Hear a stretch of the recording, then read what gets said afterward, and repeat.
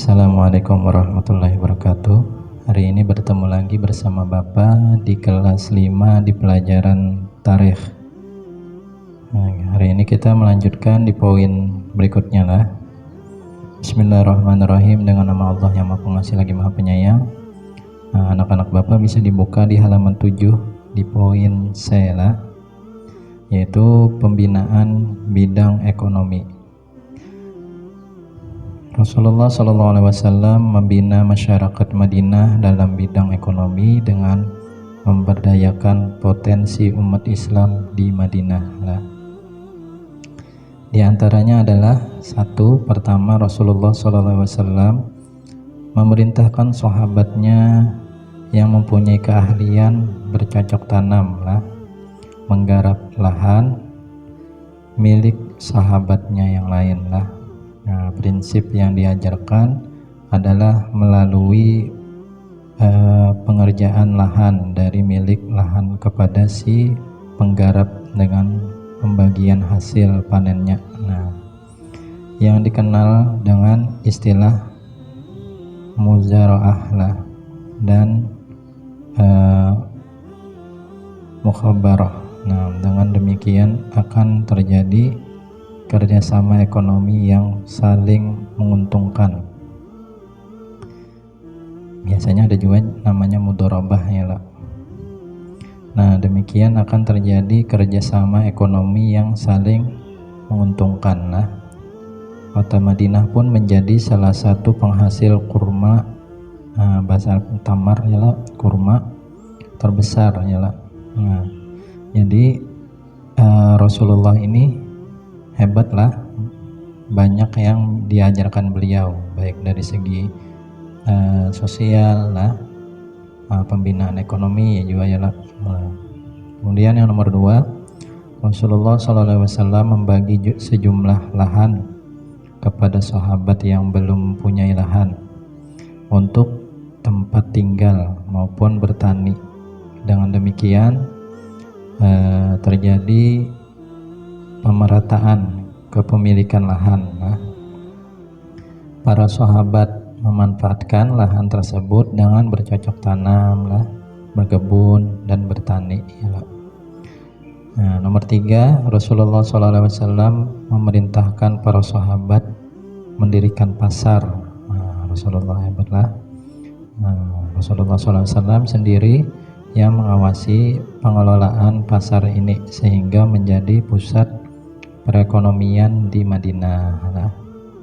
Hal ini karena Rasulullah SAW menekankan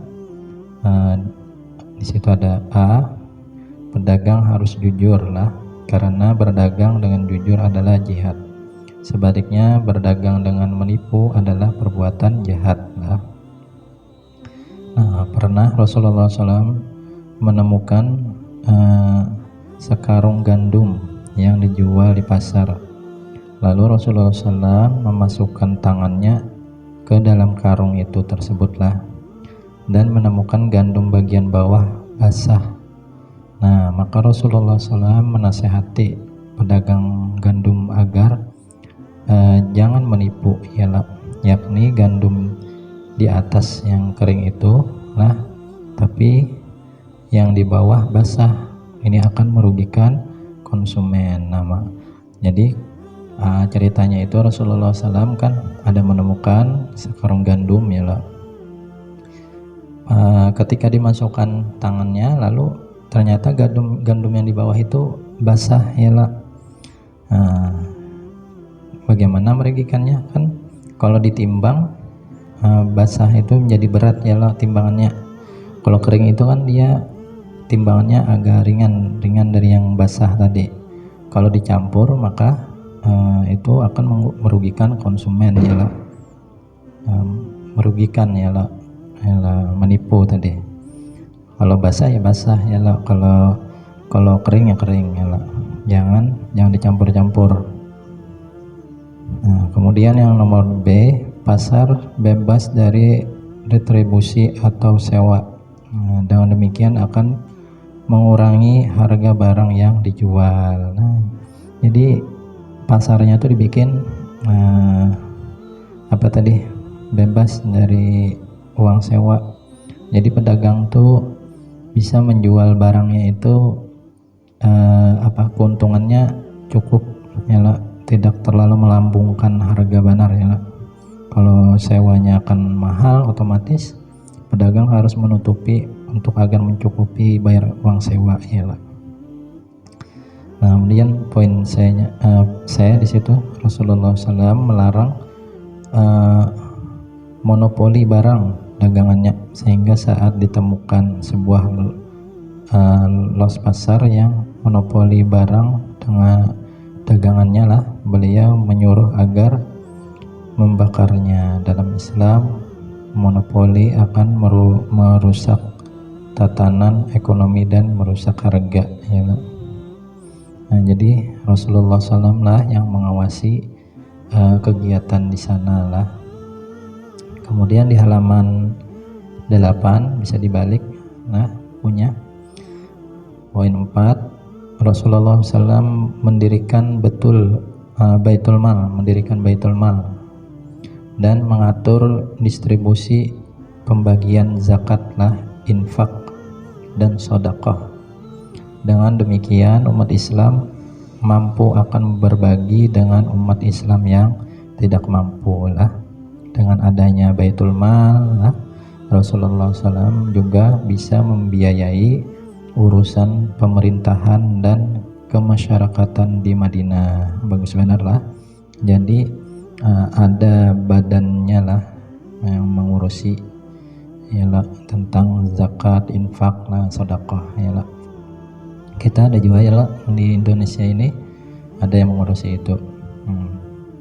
Kemudian yang nomor 5, Rasulullah SAW menerapkan pajak